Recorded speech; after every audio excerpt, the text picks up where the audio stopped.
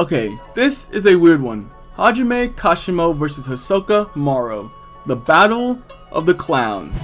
One dresses up like one and the other acts like it. Look, I like Kashimo, but I think it's a Jujutsu Kaisen staple at this point to mention how in his big fight, the one he waited to use his curse technique in, he died in 1.5 chapters. And not only that, he spent most of the fight fangirling over Sukuna. Even Juvia from Fairy Tail can keep her love for Grey on the low when she's in the fight, for the most part. But besides the theme of clowns, there's no way this is a legitimate fight, right? The God of Thunder versus the man who's not allowed near any schools? Well, it's actually closer than you think. Let's start by looking at their physical capabilities, their strength, speed, and durability. Unfortunately, Kashimo was not in a lot of manga chapters, and since he's dead, we only have a limited source pool to look through. The God of Thunder is strong enough to punch a hole through Panda, and when the latter went into gorilla mode, Kashimo easily ripped off his arm. This being the same cursed doll thing that was able to tank Mechamaru's Ultra Cannon with virtually no damage. Kashimo can also punch a dent into a cargo bin and, with help, destroy it into nothingness.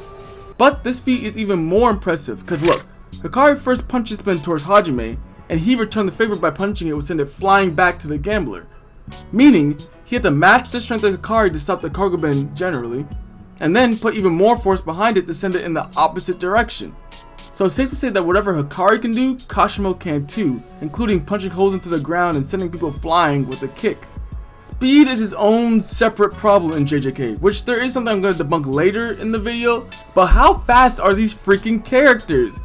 Cause look, Maki and Toji are using the, hey, these are the most powerful and the fastest humans in the series, besides Gojo in the top crazy tiers.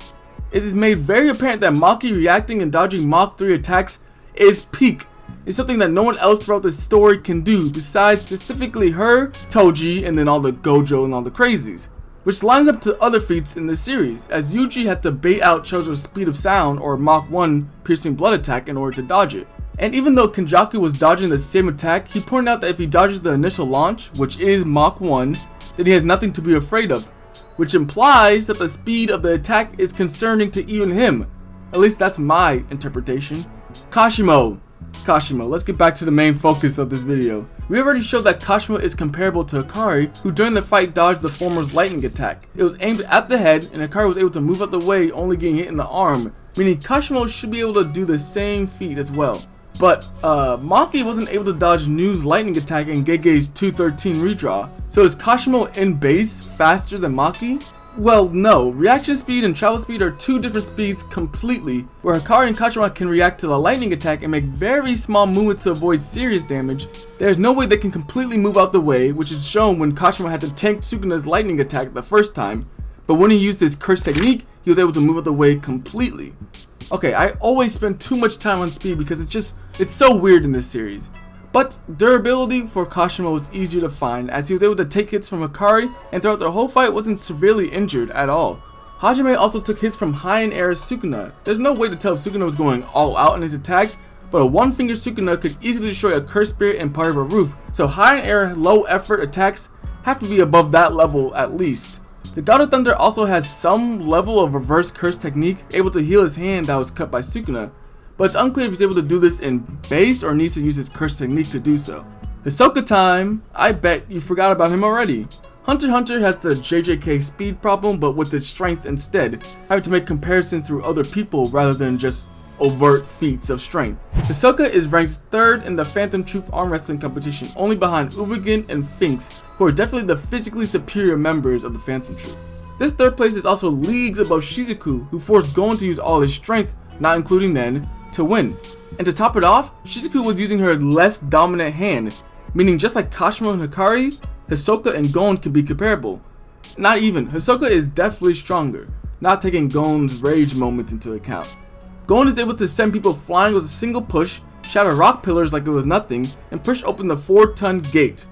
Leorio was actually able to push 8 tons at this testing gate, and it will be a crime to say Leorio is stronger than Hisoka. The clown can also lift multiple people around without any strain and kick stone tiles through a stadium. Now it's time to go over his speed.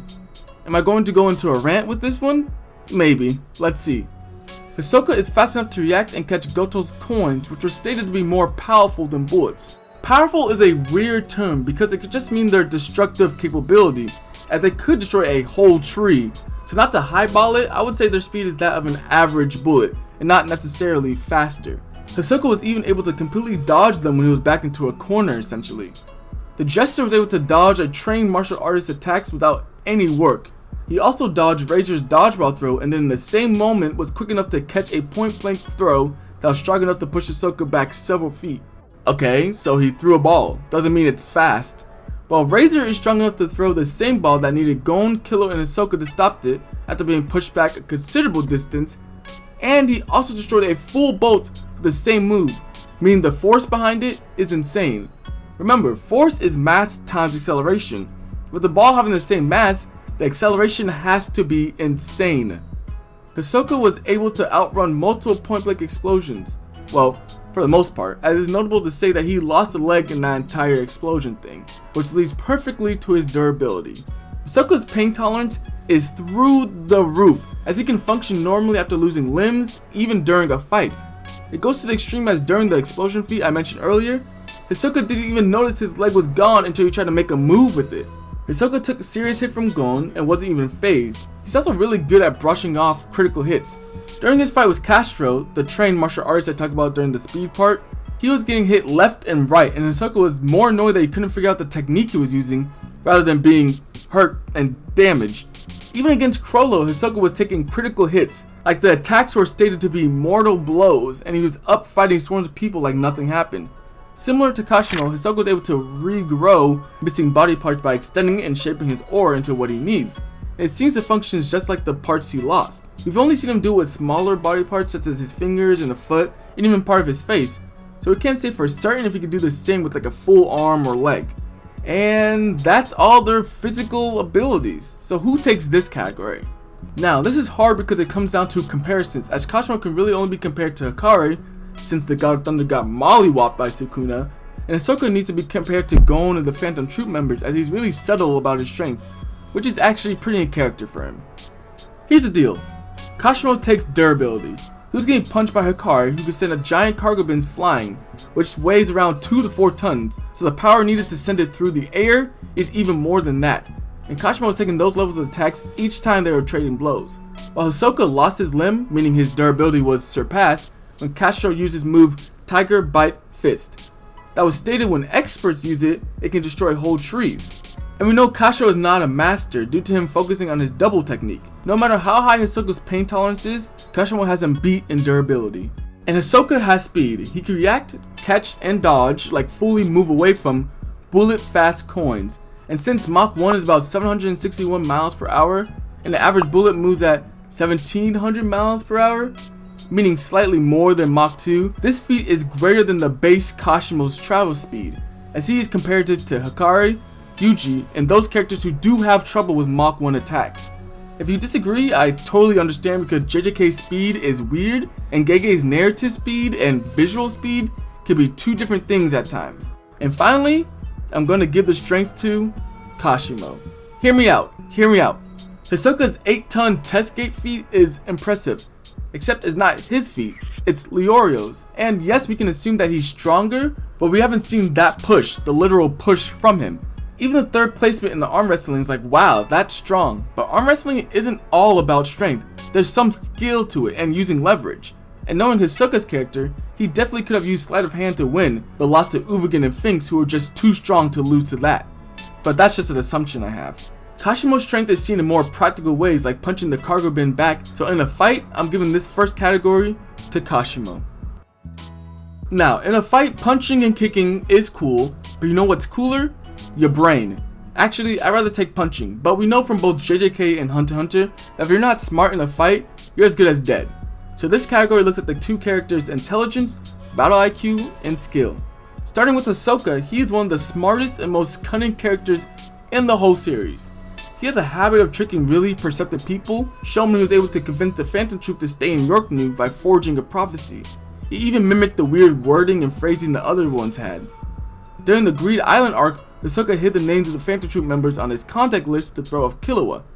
He's also very strategic in the fight. When facing Frollo, Hisoka came up with so many plans. Like, look at all this step-by-step thinking. And as soon as one doesn't work, he moves on to the next. During the Castro fight, Hisoka only needed to see the technique a few times to truly understand it, and found a way around it pretty quickly. Plus, he was able to figure out Gon's and later Biscuit's Nen type through a personality analysis he made up himself, just showing off his tremendous battle experience. Speaking of, Hisoka is pretty versatile and competent in a fight. There's no hint that he's a trained fighter, but he's capable of matching and beating Castro, and then Gon, who is incredibly adaptable and matched a trained hunter in hand-to-hand combat. Hisoka completed similar feats to trained assassins and hunters without much problem. Although his bloodlust and interest in fighting certain people can make him narrow-minded, and a clever enough opponent can capitalize on it, shown when Gon was able to steal Hisoka's badge when he was too focused on killing. On to Kashimo. Like I said earlier, we don't have much information on the God of Thunder, so we don't really know his intelligence. He could be the smartest person from his era, but there's nothing that shows us that.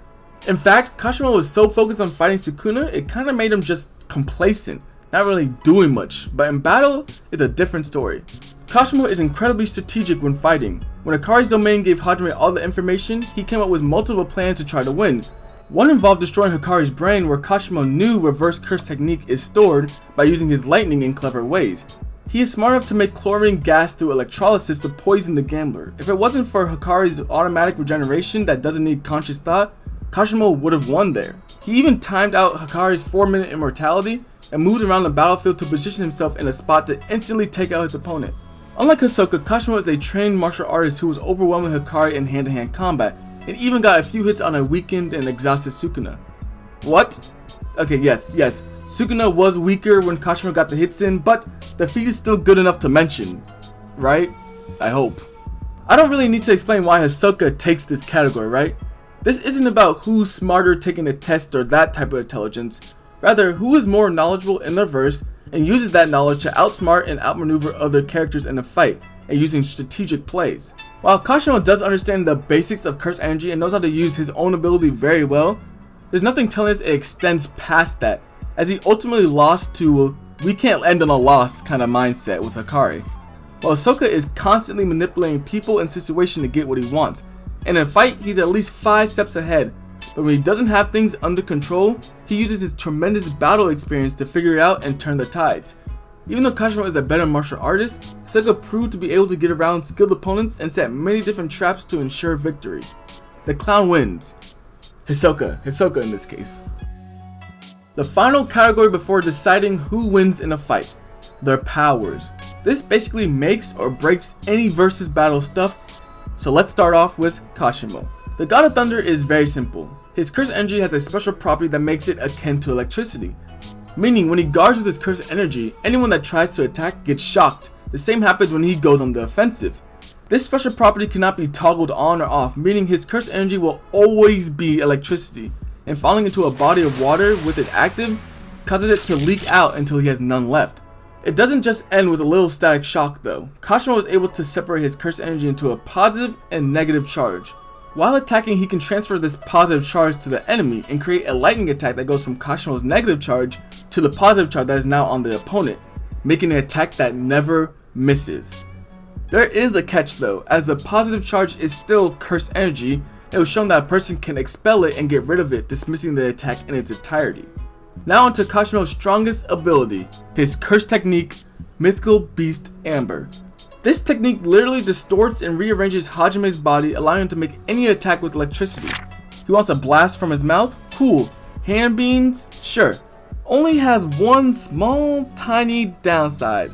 It literally rearranges his body. So after using it, his body falls apart and he dies, which is why he can only use it once. He can make regular electrical blast, but his strongest attack comes from Kashimo making electromagnetic waves, which vaporizes anything in its path. Okay, there's something that needs to be said. Electromagnetic waves do travel at the speed of light, that's a fact. But Kashimo is not light speed, nowhere near it. It is specifically stated that Hajime's agility is increased through him activating his brain's electrical signals.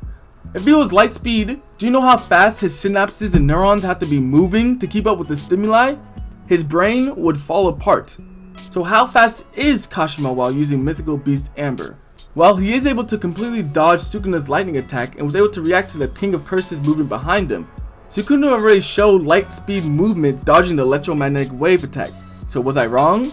Is it the God of Light now instead of God of Thunder? Even though Kashimo reacted, he was instantly shut down by Sukuna and couldn't get off a single attack. Plus, he was finished by a web of dismantle, which has no showing of being light speed.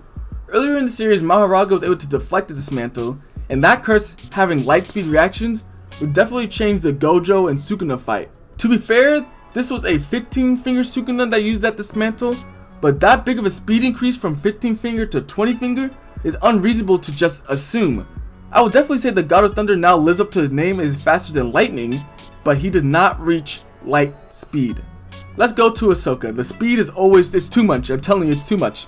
This clown actually has two main abilities, Bungee Gum and Texture Surprise. Starting with Bungee Gum, this ability allows Hisoka to change his aura to possess the properties of both gum and rubber, making it both elastic and sticky. He can release his aura from multiple different places like his hand, fingers, feet, and even the stumps of his limbs when he loses them.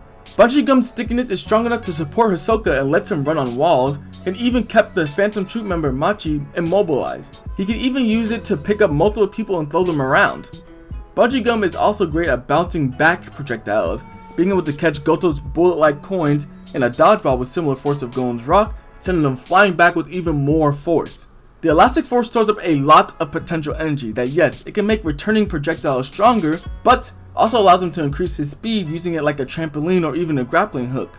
He can detach his aura and it still has the same sticky and elastic properties, sticking a dodgeball to Razor without smothering the momentum, and attaching it to people and the ground, keeping them tethered. In the manga, it is stated that once separated, it can only stretch 10 millimeters? Yeah, no, that was disproven. Maybe 10 meters, but not 10 millimeters. It is versatile enough to even be put on his wounds and stop his bleeding. Next is Texture Surprise, which is simple in comparison. Texture Surprise allows Hisoka to apply his aura onto smooth, flat surfaces, like a piece of paper or a handkerchief, and change its appearance. At first, it was stated that only the look was changed, but it was later retconned to be able to change the look and the texture. Hisoka can create many different textures from human skin to metal and even ink. It is important to know that the material itself does not change. If he uses it on a piece of paper, it is still paper and will be destroyed just as easily.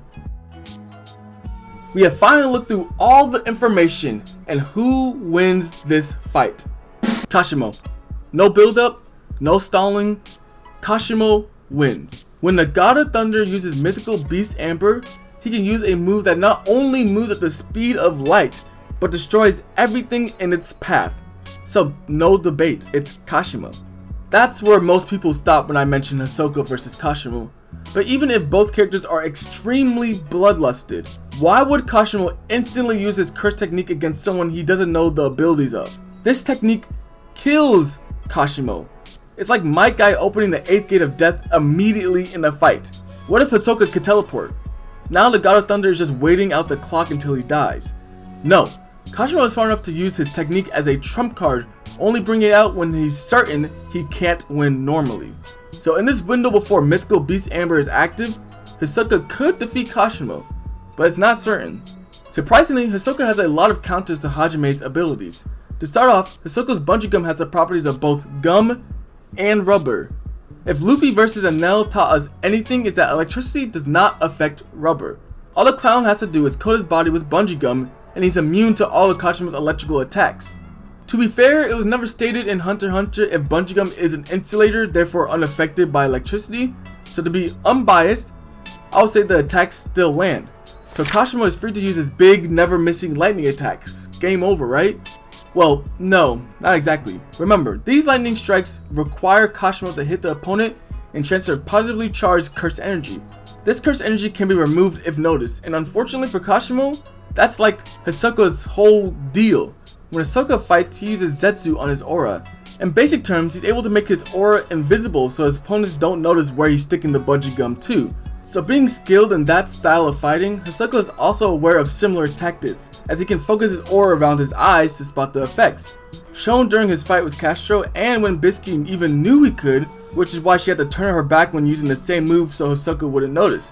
Of course, Hisoka might not start the fight doing that with his eyes, so Kashimo's superior martial artist ensures that he will transfer this curse energy and get at least a few strikes in.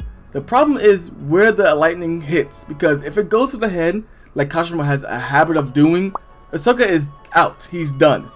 Hisoka has come back from the dead using postpartum Nen and restarting his heart and lungs, but that won't be possible if his brain is destroyed. I could be generous and say Hisoka could dodge 1, 2, maybe 3 lightning strikes because of his superior speed compared to base Kashimo, and the God of Thunder always makes a big showing when he uses his lightning attacks by backing up and creating space. Kashimo's higher durability and better fighting prowess does make Hisoka's classic move of decapitation and deception a bit harder and leaving him less time to strategize when in close quarters, but Hisoka's greater speed, cunning, and versatile bungee gum makes him a harder target to pin down. Whoever takes this fight seriously first is the winner. If Kashimo goes on the offensive and keeps the pressure up, it'll be hard for Hisoka to lay traps and fully use his abilities. If Kashimo sees a clown as a viable threat and uses his curse technique, Hisoka is done. On the other hand, if Hisoka doesn't play around, he can outmaneuver and immobilize Kashimo and has the tools to end the fight pretty quickly following that. But this is just my opinion.